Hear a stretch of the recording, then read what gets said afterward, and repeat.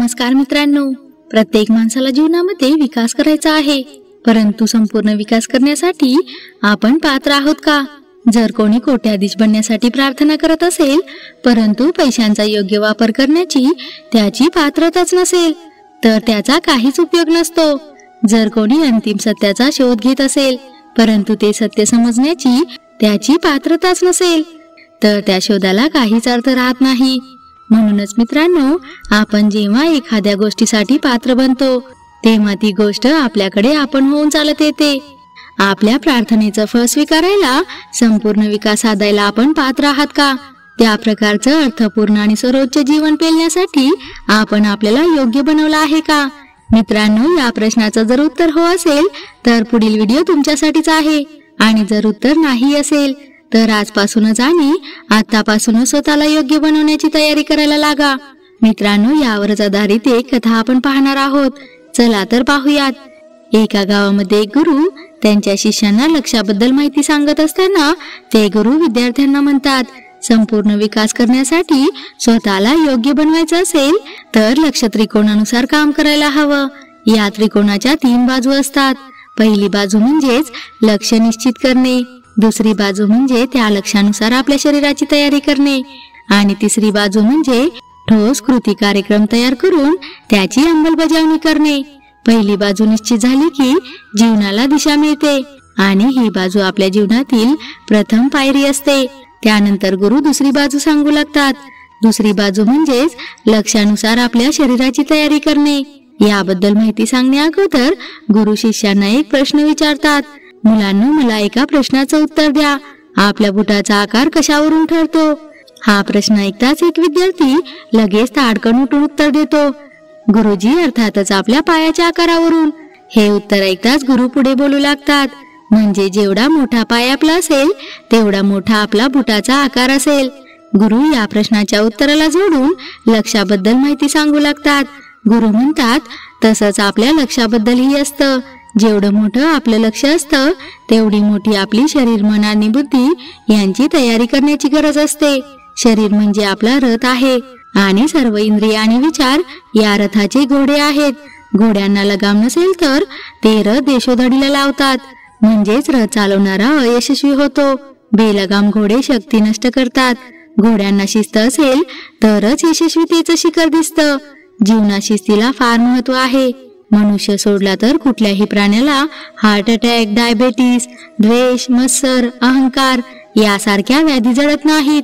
कुठलाही प्राणी आजारी पडल्यानंतर आजार वाढवणारे पदार्थ खात नाहीत, परंतु माणूसच हा वेगळा प्राणी आहे. डायबेटीस झाल्यानंतर तो हमखास मिठाई खाईल. धूम्रपान आरोग्यास अपायकारक आहे, हे वाचूनही सिगारेट ओढेल.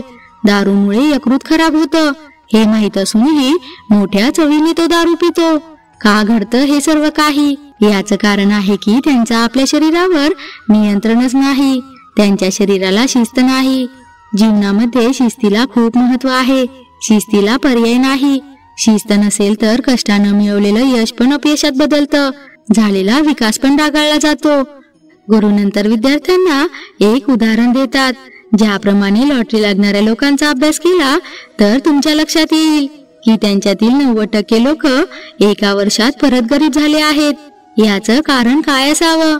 याचं कारण असं आहे, पैसे सांभाळण्याची शिस्त नसल्यामुळे मिळालेल्या पैशांची विल्हेवाट कशी लावली पाहिजे हे त्यांना कधीही कळलं नाही.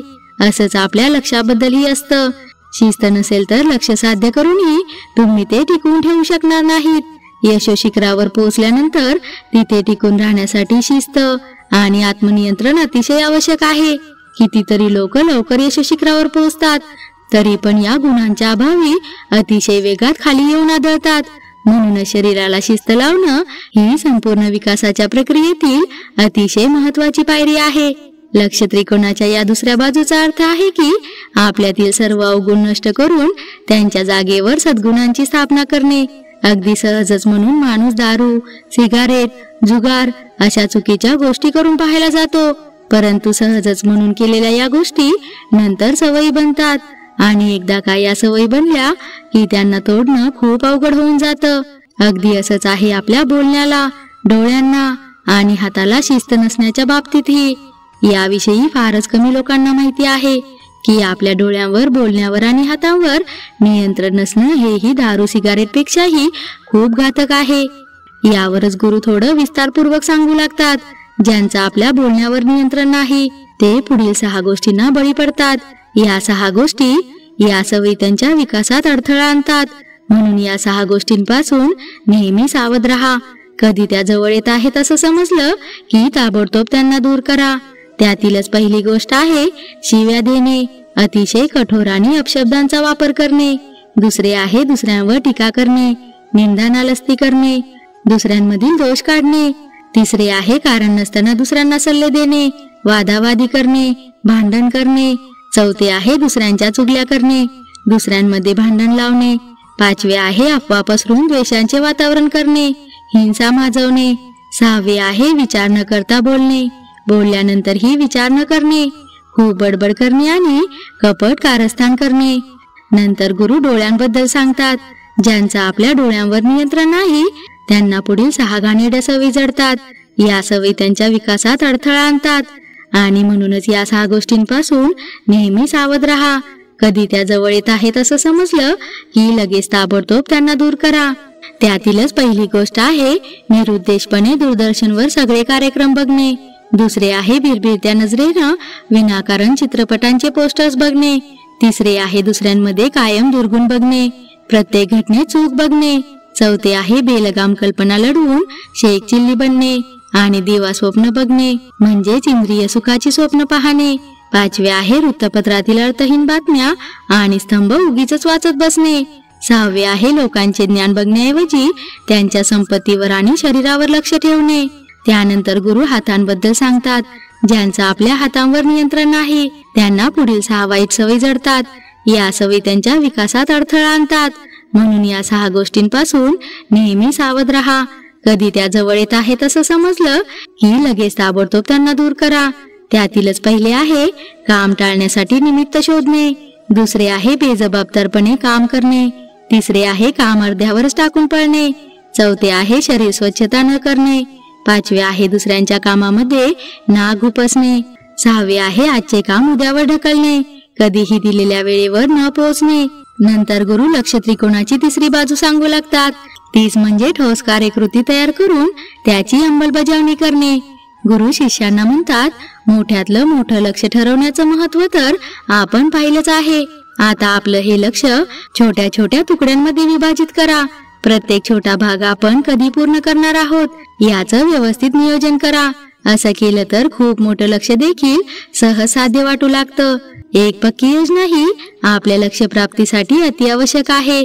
लक्ष त्रिकोणाच्या या बाजूचा अर्थ आहे की आपल्या ध्येय प्राप्तीसाठी अशी एक ठोस योजना बनवणे आणि कुठेही मागे पुढे न पाहता तिची अंमलबजावणी सुरू करणे.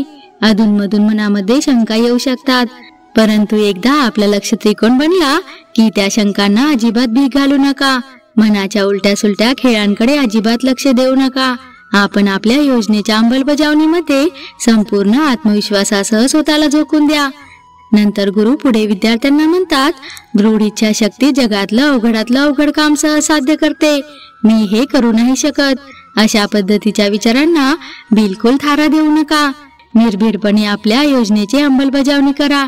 नकळतपणे झालेल्या प्रत्येक चुकीला सकारात्मक विचारांच्या आधारे यशाच्या शिडीची पायरी बनवा.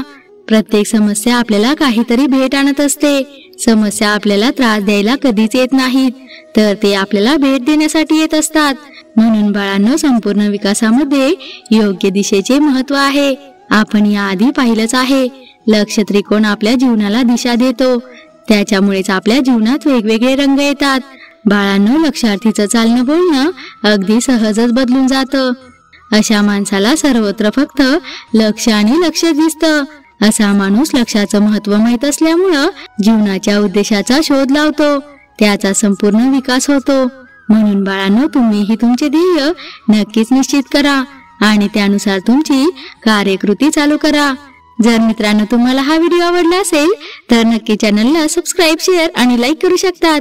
नमस्कार.